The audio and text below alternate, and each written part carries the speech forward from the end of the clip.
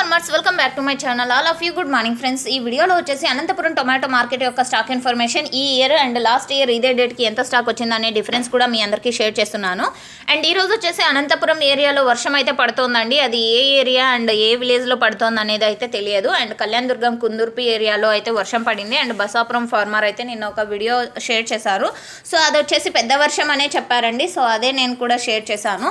So ఇక ఈరోజు Anantapuram market area and town నైట్లో అయితే పడింది. అది ఎంత పెద్ద వర్షం అనేది అయితే తెలియదు, కానీ పెద్ద భారీ వర్షం అయితే కాదండి, జస్ట్ చిన్న వర్షం అనే చెప్పొచ్చు.